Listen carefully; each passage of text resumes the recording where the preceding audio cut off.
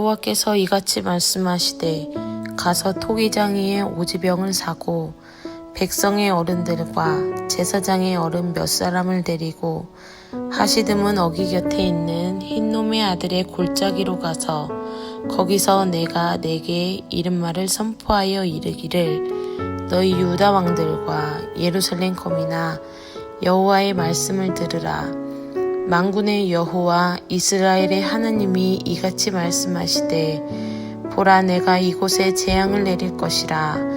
무릇 그것을 듣는 자의 귀가 진동하리니 이는 그들이 나를 버리고 이곳을 불결케 하며 이곳에서 자기와 자기 열조와 유다 왕들의 알지 못하던 다른 신들에게 분향하며 무죄한 자의 피로 이곳에 채였음이며 또 그들이 바알을 위하여 산당을 건축하고 자기 아들들을 바알에게 번제로 불살라 드렸나니 이는 내가 명하거나 말하거나 뜻한 바가 아니니라.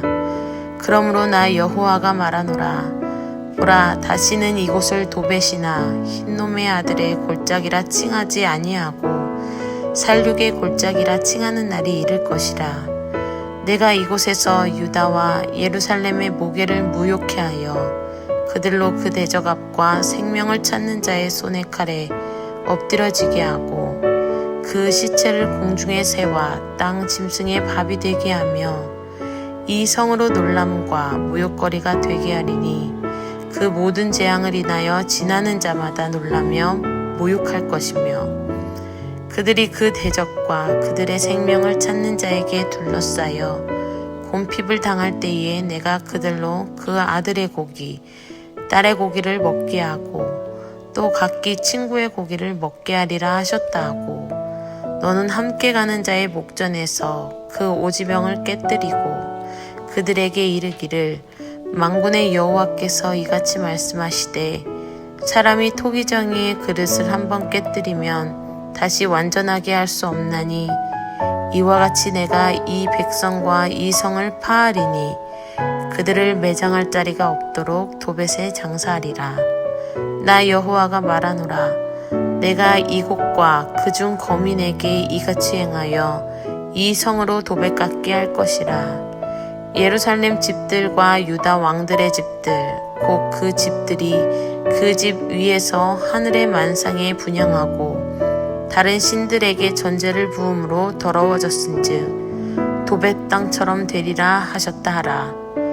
예레미야가 여호와께서 자기를 보내사 예언하게 하신 도벳에서 돌아와 여호와의 집들에 서서 모든 백성에게 말하되 만군의 여호와 이스라엘의 하나님이 말씀하시되 보라 내가 이 성에 대하여 선언한 모든 재앙을 이 성과 그 모든 촌락에 내리리니 이는 그 목을 곧게 하여 내 말을 듣지 아니함이니라 하셨다 하라.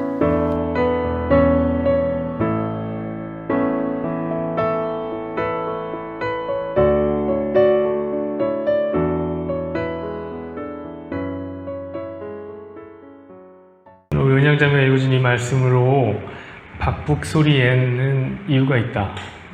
특이한 제목이죠. 박북소리에는 이유가 있다. 다 들어보면 이유가 있습니다.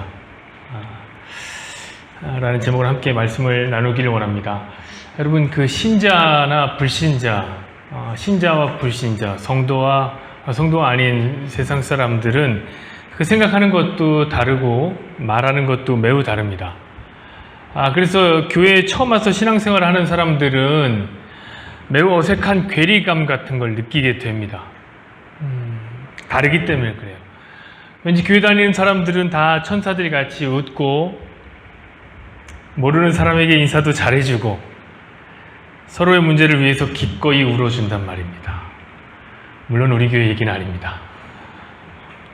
일반적인 교회에 대한 이야기. 제가 이렇게 자꾸 교회를 까니까 자꾸 그런 얘기를 해요. 우리 교회가 정말 그렇게 안 좋습니까? 아닙니다. 제가 겸손한 마음으로 이렇게 하는 거니까 아니에요? 맞다고 이렇게 맞답니다. 인사들 좀 하고 그러세요.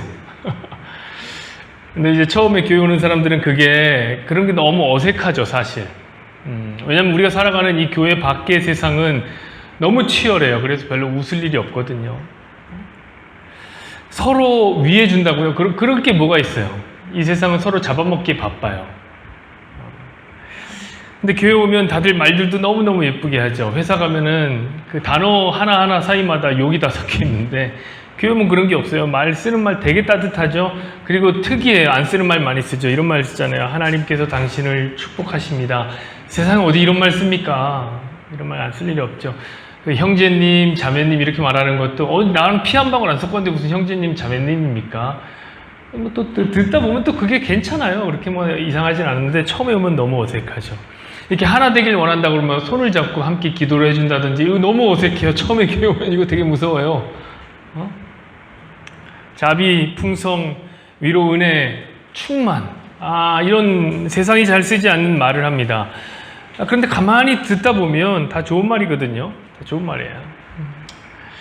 그래서 우리 재현 집사님 같은 분이 신선한 거예요. 우리 지난주에 형제들끼리 만나서 재현 집사님의 신선함에 대해서 우리가 함께 논의를 했습니다. 우리 재현 집사님 우리 교회에서 처음으로 이제 신앙생활을 시작했습니다. 그러니까 그리 오래되지 않은 따끈따끈한 신상 성도인데, 그래서 광고할 때 보면 언어가 매우 다르다는 것을 우리는 금방 깨닫게 됩니다. 가끔 제가 설교를 얘기할 때 설교를 강의라고 하시던지, 아니면 성경을 읽는 것도 우리가 하나님을 사랑하기 때문에 하나님의 마음을 알기 위해서 성경을 읽어야 됩니다라고 얘기를 보통은 그렇게 하는데, 우리가 하나님께 시간을 투자해야 된다는, 과감하게 투자해야 된다는 이런 어떤 표현도 하시죠. 그건 이제 본인이 이제 주식을 잘하기 때문에 주식하더니 이제 버릇이 남아있어 투자를 이렇게 한다, 이렇게 표현하는 거겠죠. 그래서 재현 집사님의 그 광고가 신선한 거예요. 그런데 시간이 지나면 거의 확실한데, 우리 재현 집사님도 달코 다른 신앙이 될 겁니다. 이거는 뭐 시간이 움직이는 거예요. 재현 집사님도 이제 기도를 시키면 이제 한 문장을 이렇게 기도하시는 분이 되겠죠. 전능하사 천지를 만드시며 인간의 사지백치 오장육부를 창조하신, 온 우주를 다스리는 창조주 하나님의 섭리와 작정하심, 계획과 능력을 찬양합니다. 이게 한 문장이에요. 보통 장로님들이 이렇게 기도하거든요. 기도 준비 안 했는데 이 정도 문장력을 소화해낸다 그러면 그 사람은 이제 달고 다른 신앙인인 거예요. 이런 사람들은 세상 사람들과 별로 대화가 잘 안 통해요. 교회를 오래 다니다 보면 분명히 세상과 다른 지점들이 자꾸 생기게 됩니다. 그래서 서로 대화가 안 통해. 근데 이게 참 재밌어요. 제가 살면서 딱 한 번 안 믿는 자매와 함께 만나본 적이, 이런 얘기를 하면 안 되는데, 헤어졌어요. 왜 헤어졌냐? 말이 너무 안 통해요. 다 설명해야 돼요. 11조는 왜, 주일 성수는 왜 해야 되고, 교회는 왜 가야 되고, 봉사 왜 해야 되고, 왜 회장 맡아야 되고, 그래서 그냥 너무 저는 말하는 게 힘든 사람이라서 그냥 헤어졌습니다. 대화가 안 통해요.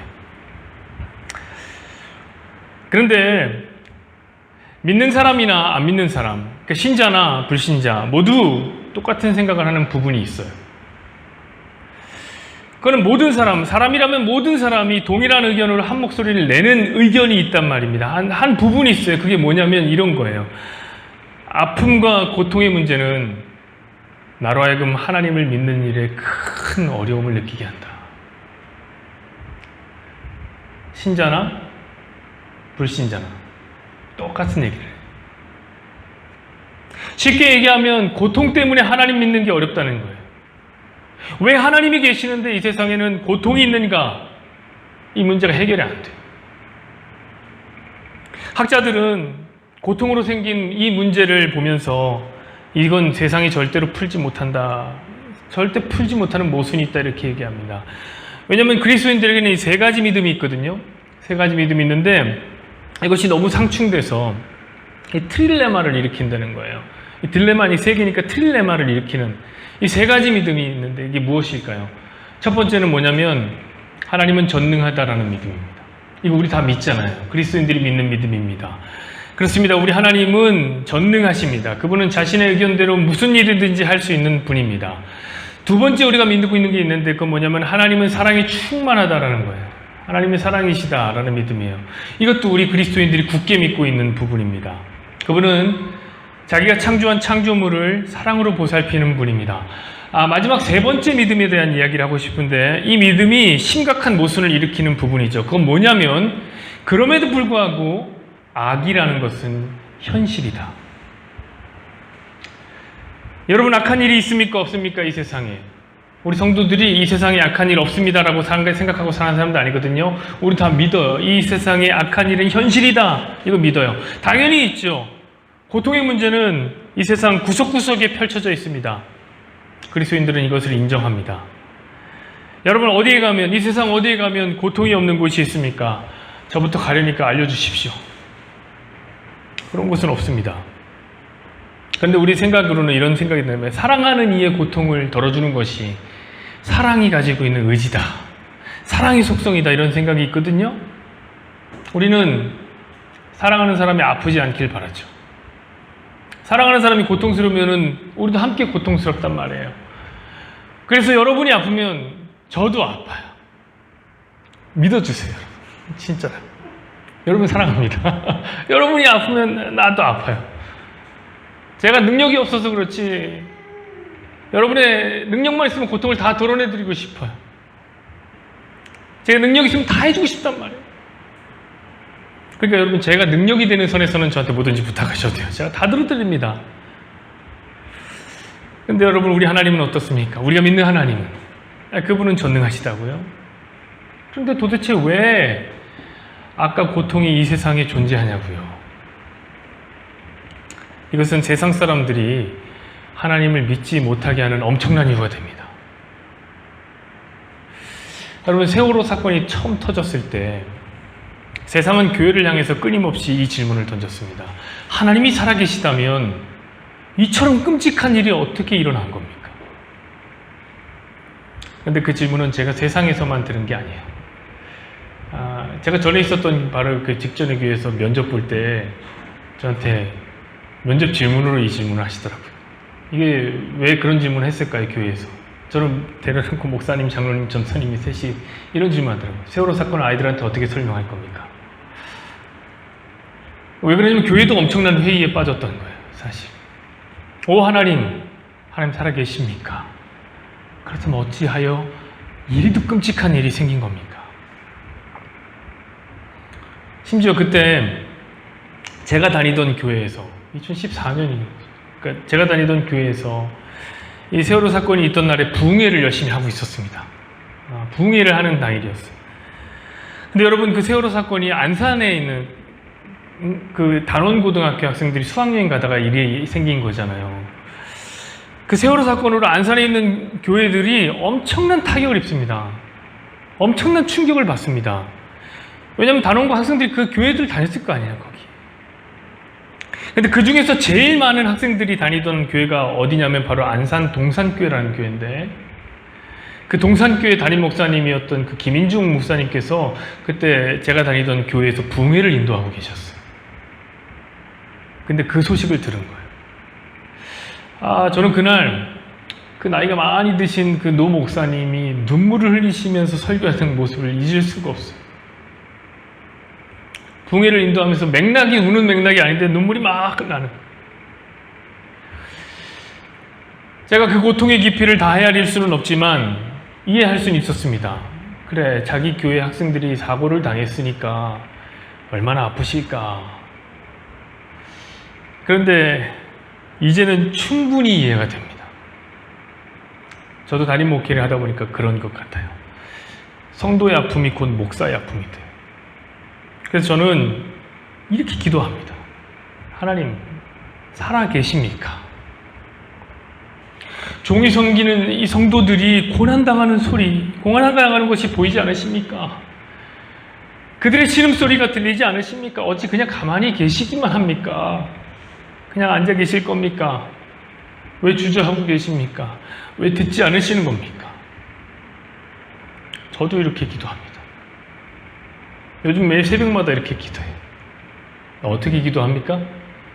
마치 우리 하나님이 아무 이유도 없이 우리에게 고통을 주고 있다는 듯이 저는 기도합니다. 여러분, 그런 것 같아요. 이것이 바로 우리가 생각하는 하나님에 대한 이미지예요. 아무 이유 없이, 나는 잘 살고 있는데 아무 이유 없이 우리를 어렵게 하고 우리를 절망스럽게 하는 분이 아닌가? 그러니까 하나님께 저처럼 기도하는 거죠. 아마 오늘 이스라엘도 저처럼 기도했을 거예요. 조금만 더 있으면 이제 이스라엘은 포로가 돼서 바벨론으로 끌려가게 됩니다. 그러면서 이스라엘은 무슨 기도를 했겠습니까? 저랑 똑같이 기도했을 거예요. 하나님 살아계십니까? 하나님의 백성들이 고난당하는 것이 보이지 않으십니까? 우리의 신음소리가 들리지 않으십니까? 어찌 가만히 계십니까? 그냥 앉아 계시기만 할 겁니까? 왜 주저하십니까? 왜 듣지를 않으십니까? 마치 자기들은 아무 문제가 없었는데 하나님이 아무 이유 없이 심판을 주고 있다고 생각하는 겁니다. 오늘 하나님은 예레미야를 통해서 엄청난 고통을 내가 이스라엘에게 주겠다라고 말씀하십니다. 엄청난 저주의 심판이 선언되는 게 바로 19장의 얘기입니다. 그 저주의 내용이 무엇일까요? 한번 3절을 띄워줘 보실래요? 제가 읽지는 않겠습니다. 그러나 눈으로 한번 따라와 보십시오. 어떤 내용이 있습니까? 내가 이곳에 재앙을 내릴 것이다 라고 말씀하십니다. 이곳은 흰놈의 아들의 골짜기죠. 7절을 보면 이렇게 쓰여져 있습니다. 예루살렘의 계획을 내가 무너뜨리겠다. 내가 너희를 대적의 손에 넘겨주겠다. 그리고 너희들이 죽어서 시체가 되어도 새와 짐승의 밥이 되게 하겠다. 이거 생명을 끊겠다는 매우 무서운 심판입니다. 근데 심판이 여기서 멈추지 않아요. 8절에 가면 이렇게 써 있습니다. 내가 너를 놀람과 조롱거리가 되게 하겠다. 모욕거리가 되게 하겠다.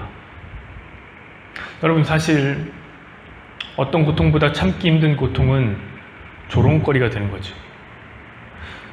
저는 사람에게 있는 가장 큰 통점, 아픔을 주는 그 점은 우리 몸에 있다고 생각하지 않아요. 인간에게 있어서 가장 큰 통점은 타인의 시선에 있다고 생각해요. 타인 나를 어떻게 바라보느냐. 진짜 아프고 진짜 고통스러운 건 내가 느낀 육체적인 고통이 아니에요. 진짜 고통은 다른 사람이 나를 조롱의 눈으로 바라볼 때 느껴지는 거예요. 타인 나를 비웃음의 대상으로 볼 때 우리 가슴이 찢어집니다. 타인 나를 무시할 때 내 마음의 성벽이 무너집니다. 여러분, 눈 관리 잘하세요. 시선 관리 잘하시라고요. 여러분, 근데 고통이 여기서 끝나는 게 아니더라고요.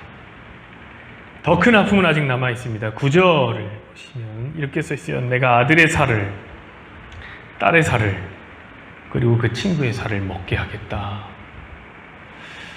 이건 좀 너무하지 않습니까? 아마 은영자매도 이걸 읽으면서 뭐 이렇게까지 그런 생각을 하셨을 거예요. 자식의 살을 먹게 하고 친구의 살을 먹게 한다. 이것은 진정 끔찍합니다.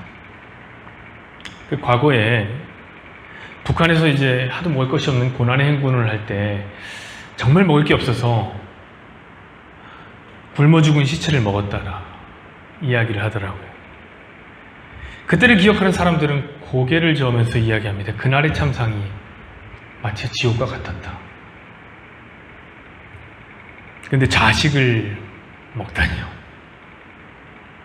그 고통을 어찌 다 말로 할 수 있겠습니까? 얼마나 고통스럽겠습니까? 이런 일이 처하면. 자, 하나님이 이런 식으로 나오니까 믿는 자나 믿지 않는 자나 다 똑같은 생각하는 거 아니에요? 진짜 우리는 하나님 당신이 주는 고통 때문에 하나님 믿기가 어렵다니까요. 아니, 사랑의 하나님이면서 어떻게 이런 아픔을 주십니까? 전능하신 하나님이라는데 이런 악을 그냥 보고만 계십니까? 우리 이렇게 하나님을 두렵고 무섭고 뭔가 폭력적인 하나님으로 그리고 있는 겁니다. 그런데 여러분, 정말입니까? 하나님이 유난히 폭력적이고 그 사감 선생님처럼 무서운 분이라서 오늘 본문과 같은 심판을 아무 이유 없이 내린 겁니까? 여러분, 저는 그 사실을 알기 위해서 하나님의 명령에 주의를 한번 기울여 볼 필요가 있다고 생각합니다. 자, 오늘 하나님은 예레미야에게 매우 특별한 명령을 내리시는데 매우 특별한 퍼포먼스를 하라고 이야기하십니다. 그건 뭐냐면 토기장이한테 가서 오지병을 하나 사오라고 하는 거예요. 오지병. 아마 개역 개정 성경에는 옹기라고 쓰는데 오지병이라고 읽는 게 훨씬 더 훌륭한 번역입니다. 그리고 백성의 어른들을 데리고 가서 흰놈의 아들 골짜기에 가라고 해요. 그리고 그 흰놈의 골짜기에서 엄청난 저주의 심판을 퍼붓고 선포하고 병을 그 아래 깨버리라고 말씀하십니다. 매우 이상한 퍼포먼스죠. 사랑하는 여러분, 오늘 이 오지병의 퍼포먼스는 이스라엘의 죄악이 무엇인가 정확하게 보여주고 있는 사건입니다. 그 의미를 저는 하나씩 살펴봤으면 좋겠어요. 일단 오지병을 깬다는 게 어떤 의미일까요? 여러분, 오지병이라는 것은 그 목이 좁고 몸이 이렇게 똥구스름한 볼롱볼롱한 그 막걸리, 옛날에 막걸리 담을 때 쓰던 그 병 있잖아요. 그거죠. 그 오지병을 만드는 과정을 보면 일단 토기를 빚어서 불에 굽습니다. 그럼 불에 구우면 어떻게 됩니까? 단단하게 되죠. 거기에 이제 오진물이라는 것을 부어서 반들반들하게 만드는 거예요. 그 오진물이라는 건 뭐냐면 잿물입니다. 잿물. 그 잿물을 부으면 토기에 윤기가 나기 시작합니다. 여러분, 이 오지병이 무엇을 상징하는 줄 아세요? 바로 이스라엘을 상징하는 거예요. 이스라엘. 그 근거는 우리가 지난주에 공부했어요. 우리 한 주 전에 이야기를 해서 기억하실지 모르겠는데 18장에 보면 하나님은 토기장이의 비유를 통해서 자기를 뭐라고 하냐면 난 토기장이다. 너가 진흙이다. 라고 얘기하셨어요. 그리고 이제 19장이 이어지는 말씀인데 토기장이가 또 나오죠. 연결되어 있는 말씀이에요. 토기장에 가서 오지병 하나를 사오라고 그래요. 그러니까 이스라엘이 맞는 거죠. 이 오지병은. 근데 이 오지병은 어떤 오지병이냐? 불에 구워지고 오진물까지 발라졌기 때문에 더 이상 토기장이에서 수정 보완이 안 되는 거죠. 그 전에 진흙만 있을 땐 좀 만져주면 되는데 이제는 더 이상 만져지지가 않는 거예요. 그럼 그렇게 잘못되게 만들어진 오지병을 어떻게 해야 될까요? 라는 질문 앞에 하나님은 깨버리라고 하는 거예요. 그래서 하나님이 어디 가서 심판을 선포하라고 하는 거예요? 2절을 보시면은 아마 그렇게 써 있을 텐데 하시드문 어귀의 곁에 있는 흰놈의 골짜기에 살아요. 여기 하시드가 무슨 말이냐면 이 진흙으로 만든 대문이라는 뜻인데 질그릇의 문이라는 맛이에요. 질그릇의 문. 실제로 토기장이들이 그릇을 만들고 마음에 안 들면 어떻게 갖다 붓냐? 이 하시드문에 가서 흰놈의 골짜기 갖다 붓는. 흰놈의 골짜기는 불이 항상 피어져 있으니까 거기다가 폐기하는 거예요. 그러니까 이 오지병 퍼포먼스는 분명해요. 이스라엘은 이 오지병과 같아서 이 오진물을 발라서 겉은 번들번들해 보이는데 다 예수 잘 믿는 것 같아요. 우리 이상하게 생각하는 게 있어요. 이스라엘 사람들 예수 다 잘 믿는 것 같고 하나님 다 잘 믿는 것 같아요. 그래서 겉은 번들번들한 것 같은데 속은 굽을 대로 굽어 있어서 게다가 목은 어찌나 굳던지 하나님의 말씀을 들을 생각을 안 하는 안 듣기로 작정한 민족 같습니다. 우리 15절을 보면 이렇게 기록되어 있는데 한번 보세요. 만군의 여호와 이스라엘의 하나님께서 이와 같이 말씀하시되 보라 내가 이 성읍에 대하여 선언한 모든 재앙을 이 성읍과 그 촌락에 내리리니 이는 그들의 목을 곧게 하여 내 말을 듣지 아니함이라 하시니. 그렇죠. 이게 오지병에 대한 표현이에요. 사실은 오지병이 목이 쭉 길게 뽑아져 있고 좁게 만들어졌거든요. 뻣뻣한 목과 같이 생겼죠. 그렇게 목이 뻣뻣한 이스라엘은 항상 우상을 숭배했습니다.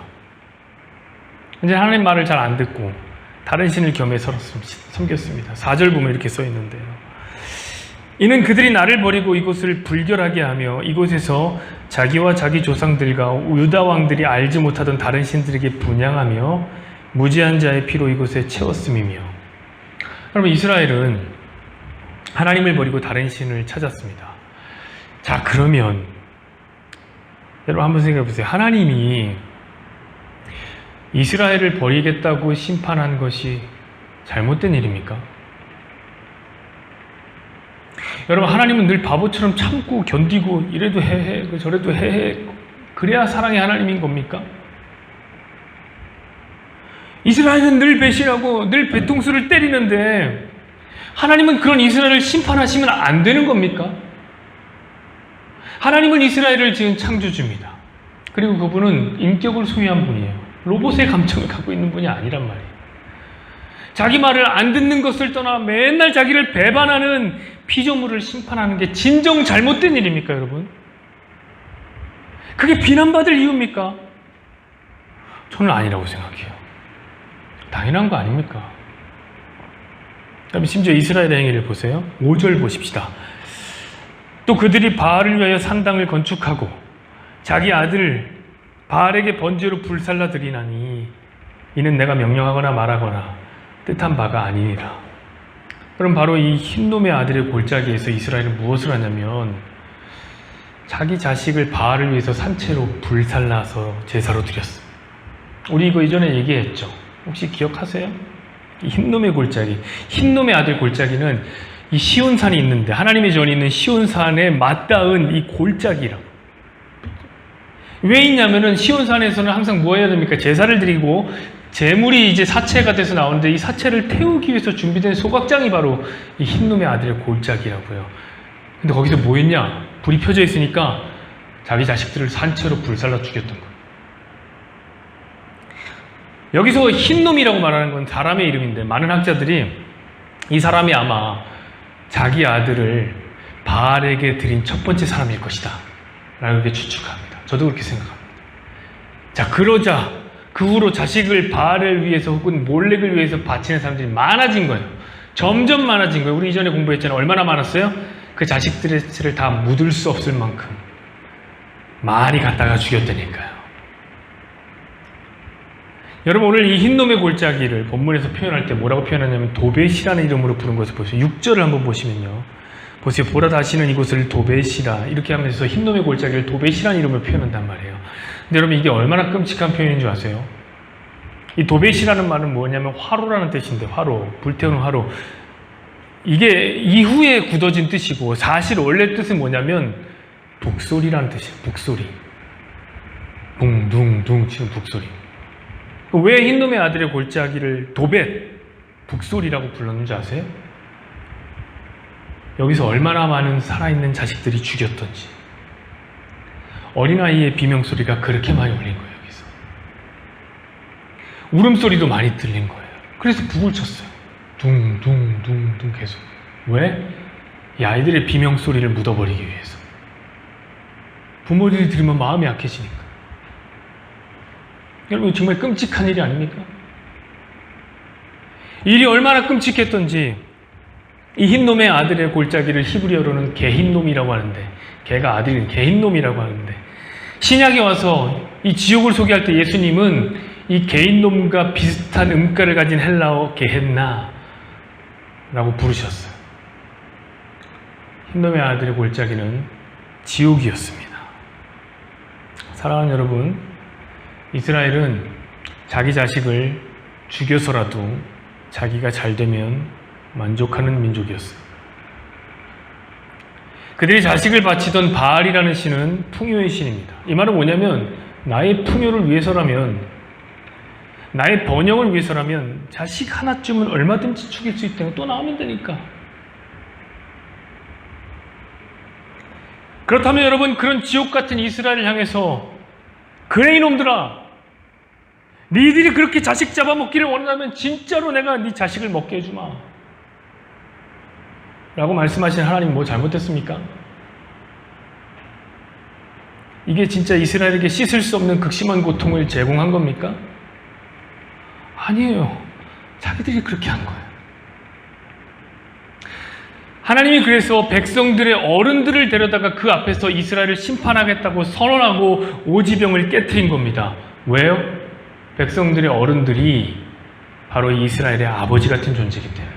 아버지. 그러니까 그 아버지 앞에서 오지병을 깨트렸다는 것은 아버지가 자식이 죽어가는 것을, 흰놈의 골짜기에서 죽어가는 것을 보고 있었다는 이들이 하나님 똑같은 방식으로 보여준 거예요. 여러분, 하나님 뭐 잘못하셨습니까? 그럼 이런 짓을 하는 이스라엘을 가만히 두는 게 하나님의 사랑이라고 말하겠습니까? 하나님 사랑이시니까 가만히 두셔야죠. 왜 심판하십니까? 여러분, 이렇게 생각하세요? 아니에요. 죄는 반드시 심판이 결론으로 드러납니다. 하나님의 속성은 사랑만 있는 게 아니에요.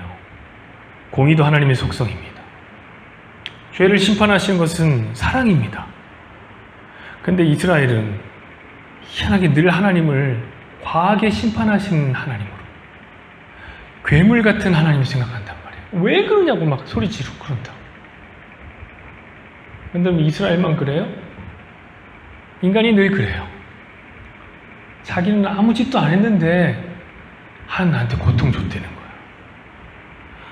나는 아무런 잘못도 안 했는데 하나님 심술 부리듯이 나한테 고통 준다는 거예요. 자기는 지금 이유 없는 심판을 받고 있다고 피의식이 다 쩔어 있어요. 그래서 하나님을 향해서 원망하고 소리를 지른단 말이에요.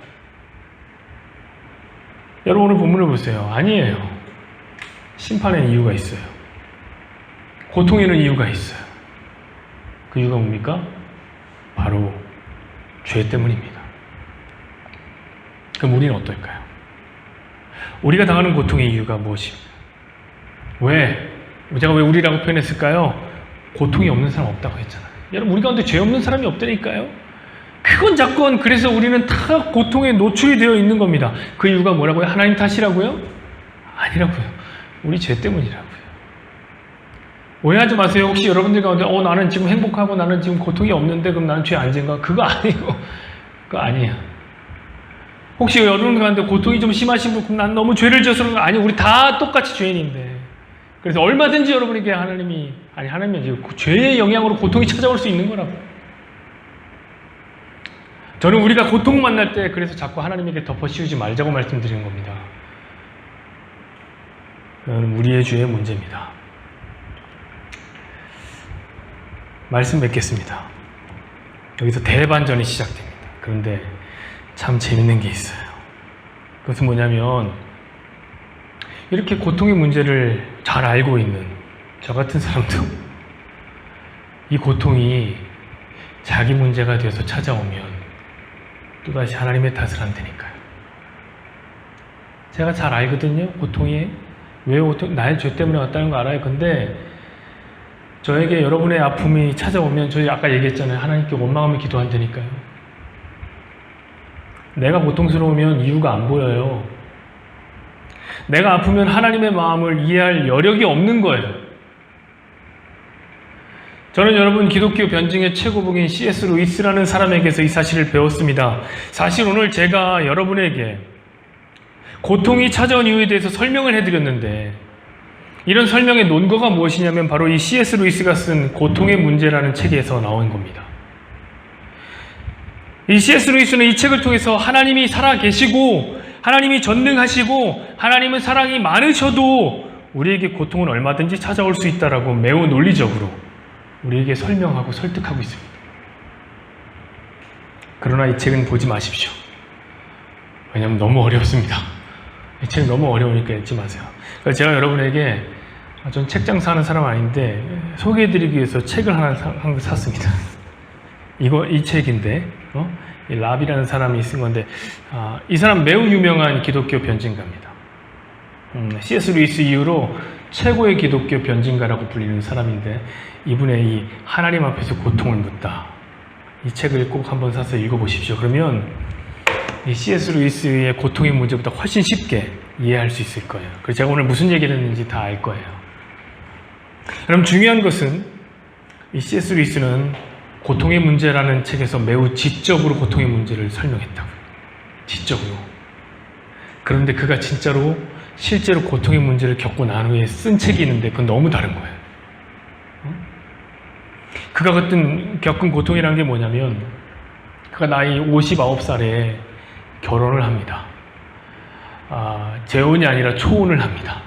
59살에 처음으로 결혼을 해요. 근데 그 아내 이름이 조인데 결혼한 지 3년 만에 하나님 품으로 갑니다. 죽어버려요.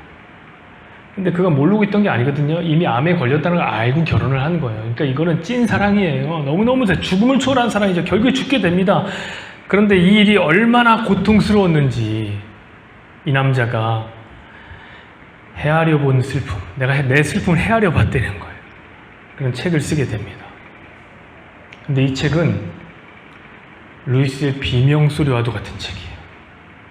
그가 어떤 책을 씁니까? 순전한 기독교, 스크루테이프 편지, 고통의 문제, 나니아 연대기 이런 어떤 치밀하고 완벽한 책을 썼던 C.S. 루이스인데 그의 모습이 온데간데 없어요. 이 책에서 찾아볼 수가 없는 거예요. 그저 이 책에서 그는 하나님께 울부짖고 있어요. 문장의 배열, 문체의 세련됨 하나도 없습니다. 다 사라졌습니다. 글자 하나하나가 날카로운 비명소리가 돼서 눈에 막 꽂히고 귀에 꽂힙니다. 읽을 때. 그는 하나님을 원망합니다. 하나님 나한테 너무한 거 아니냐는 거예요. 하나님, 나 너무한 거 아니에요? 나는 열심히 살았는데 왜 그렇습니까? 마치 자기는 아무 문제가 없는데 하나님이 나쁜 것처럼 말하고 있다는 거죠. 그의 모습이 매우 달라졌다는 걸 느끼는 것 같아요. 사랑하는 여러분, 그런 것 같아요. 확실한 것은 우리가 아무리 고통의 이유를 알아도 고통의 문제가 자기 문제 되면 우린 달라진다는 거예요. 그게 오지병의 특징이에요. 이건 C.S. 루이스 책에 안 나와요. 저만의 강의입니다. 여러분, 오지병은 히브리어로 뭐라고 부르냐면 바크부크라고 부릅니다. 바크부크. 이유가 뭐냐면 이 오지병에서 물을 따라낼 때 박북 이렇게 소리가 나요. 그래서 그 소리를 낼 때 박북 소리가 나기 때문에 아예 그 의성어가 고유명사가 된 거예요. 그럼 여러분, 왜 이런 소리가 날까요? 그건 목이 좁아서 그래요. 목이 좁은데 안에는 또 넓잖아요. 막 밀어내고 조금씩 빠지니까 바람이 함께 빠져나가면서 그런 소리를 내는 것이죠. 저는 오늘 말씀을 가만히 묵상하면서 한 가지 사실을 깨달았습니다. 우리가 왜 이 고통의 문제 앞에서 하나님을 원망하는가? 처음에 말씀드렸듯이 그거는 신자나 비신자나 할 것 없이 아프면 다 하나님께 원망하는 거예요. 믿음이 있어도 고통의 이유에 대해서 잘 알아도 아무 상관없어요. 이유가 있어요. 그것은 뭐냐면 우리가 목이 좁은 오지병 같아서 그렇다니까요.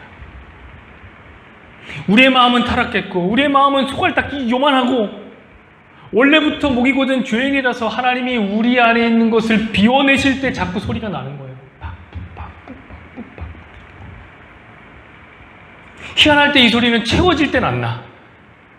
자기 안에 이렇게 비워질 때만 나는 소리예요. 아마 여러분도 고통이 찾아오는 그럴걸요? 저도 그랬고 C.S. 루이스도 그랬습니다. 그가 박북거리던 소리가 바로 해 아래 본 슬픔이란 책이에요. 저는 그래서 한 가지 결심을 하는 것이 있습니다. 그건 뭐냐면 누가 내 주변에서 이상한 소리를 낼 때가 있습니다. 그 박북거리는 소리를 낼 때가 있어요. 그 소리를 내고 있노라면 다른 말로 하자면 힘들다고 칭얼거리고 하나님께 원망하고 매어 달리고 비명소리를 낼 때면 정죄하지 말아야지. 너 왜 그러냐고. 하나님 살아계신 거 안 믿냐고. 비난하지 말아야지. 그냥 알면 되는 거예요. 어떻게 알아요? 저 친구가 하나님 앞에서 비워지고 있구나. 하나님이 저 영혼을 비우시고 있구나. 자기를 부인시키고 있구나. 그래서 저렇게 하나님 앞에 박북 소리를 내는구나. 여러분, 그렇게 서로를 이해해보면 어떨까요? 어차피 이 세상에 고통이 없는 곳은 없습니다. 그래서 그 고통의 문제는 내 문제가 될 수도 있어요. 그때는 여러분들도 어김없이 박북 소리를 낼 수 있습니다. 근데 생각해보세요. 그때 누가 여러분을 정죄한다고 생각해보세요. 너 왜 하나님이 신실하시면 안 믿어? 그렇게 비난하면 얼마나 힘들겠어요. 얼마나 속상하겠어요. 그러니까 여러분도 그러지 마십시오. 다 비워지느라 그러는 거예요. 비워지느라. 그리고 다 비워지면 그 소리는 더 이상 나지 않습니다. 우리 시간 함께 찬양하겠습니다.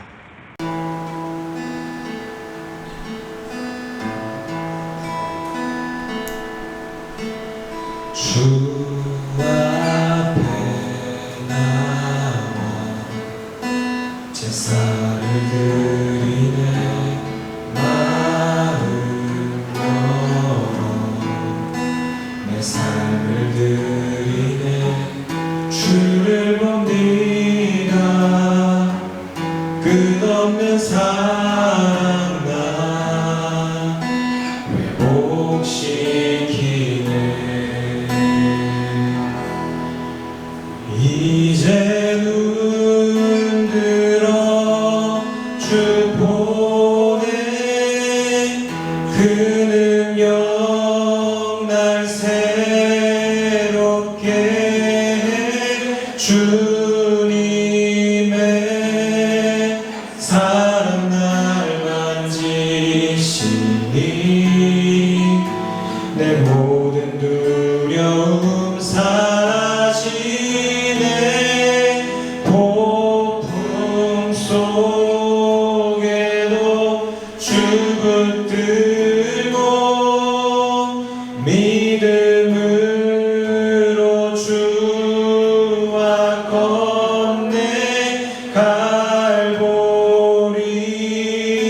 언덕 너머 그 어느 날 주 안에 온전케 되리.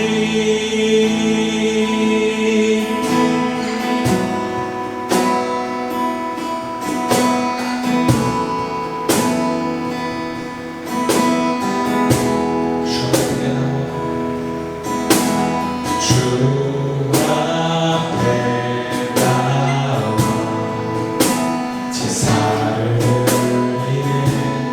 나누며 내 삶을 드리네. 주를 봅니다. 끝없는 사랑과 회복시키네. 이제 눈 들어 주 보네. 그는 새롭게 주님의 사랑 날 만지시니 내 모든 두려움 사라지네. 폭풍 속에도 주 붙들고 믿음으로 주와 걷네. 갈보리 언덕 너머 그 어느 날 주 안에 온전케 돼. 이제 눈 들어 주 보네. 그 능력 날 새롭게 주님의 사랑 날 만지시니 내 모든 두려움 사라지네. 폭풍 속에도 주 붙들고 믿음으로 주와 걷네. 갈보리 언덕 너머 그 어느 날 주 안에 온전케 되리. 갈보리 언덕 너머 그 어느 날 주 안에 온전케